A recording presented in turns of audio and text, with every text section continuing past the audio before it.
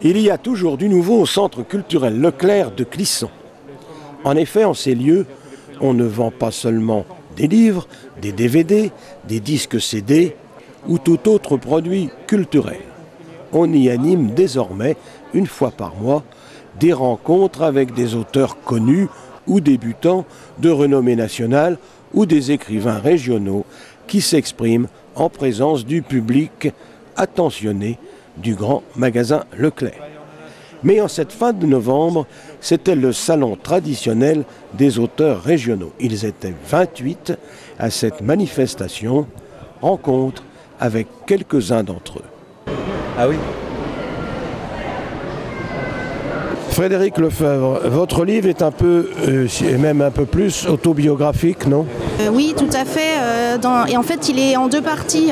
La première partie, elle est plus axée sur mon combat à partir du moment où je me réveille paralysée, et sur toute ma reconstruction, ma réinsertion dans la vie professionnelle et ma réinsertion aussi et mes combats administratifs. Et ma deuxième partie, en fait, j'ai voulu ouvrir un débat sociétal sur la place de la personne fragilisée dans la société. Et j'ai fait tout un chapitre sur l'intégration, la loi d'intégration des personnes invalides pour montrer qu'en fait elle a des failles et il y a des choses encore à travailler sur l'acceptation de la fragilité.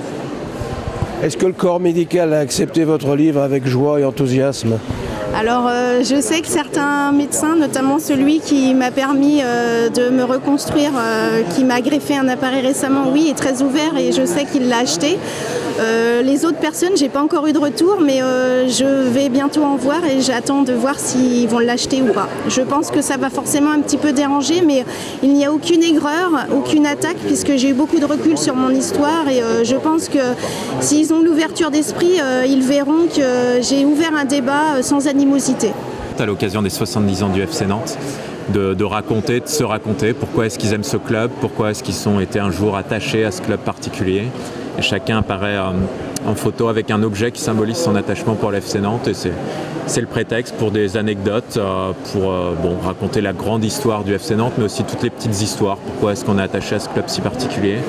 Pourquoi est-ce qu'on a chanté, rigolé, pleuré pour le FC Nantes un jour ou l'autre? Donc on a des gens de toute génération qui se mélangent pour montrer que c'est ça aussi un club de foot, c'est des histoires. Alors les loups rouges, qu'est-ce que c'est que cette race de loups? En fait, on va être en compagnie de Erika, l'héroïne, qui fait partie de l'école d'art guerrier au milieu de la jungle d'une planète dont on ne connaît pas l'origine. Mais elle va tenter de découvrir à la fois donc l'origine, ses origines à elle, et l'origine de ces loups, donc qui viennent attaquer les élèves de cette école. Donc ça va être à travers de l'aventure, pas mal de découvertes, du suspense, un peu d'émotion aussi quand même. Voilà, donc on va suivre les pas de cette héroïne à travers le dénouement de cette énigme.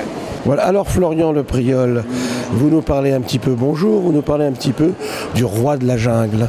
Alors déjà, il n'y a pas que le roi de la jungle, il y en a deux.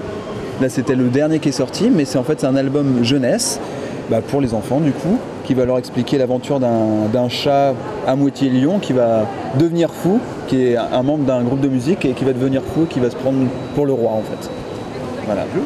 Une sorte de chat tigré, quoique lion. Un chat, je crois que la vraie espèce c'est chat doré. Un chat doré, pour être vraiment dans le concret. C'est votre deuxième opus, deuxième ouvrage? Deuxième ouvrage chez cette maison d'édition qui s'appelle Marmaille et compagnie. Et il y en a déjà 3, 4, voire 5 en prévision chez eux, qui sont signés, mais bon, il faut le temps de les faire. Et voilà. Votre dernier ouvrage, le voici. La douce étreinte du scorpion. Je construis des polars avec un petit cocktail de ma fabrication, un tiers de mort, un tiers d'amour, un tiers d'humour. Je me situerai très modestement dans la lignée de Charles Exbraya, qui avait notamment inventé le personnage d'Imogène, qui a fait beaucoup rire, surtout quand il a été joué à la télévision, n'est-ce pas? Enfin, dans les films.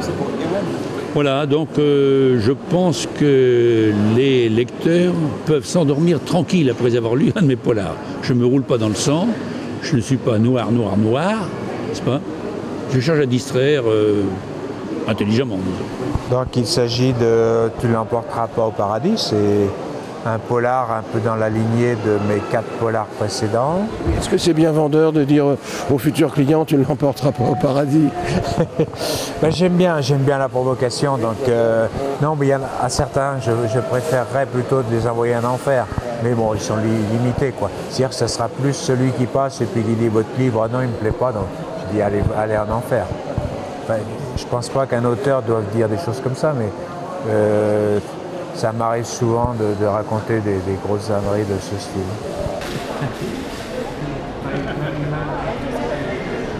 Ce salon se tient une fois par an et draine de plus en plus de lecteurs potentiels. Avec l'émission Pleine Page, qui est diffusée chaque second samedi de chaque mois, sur les antennes de TV Sèvres et Maine, Leclerc affirme sa vocation pour une culture pour tous.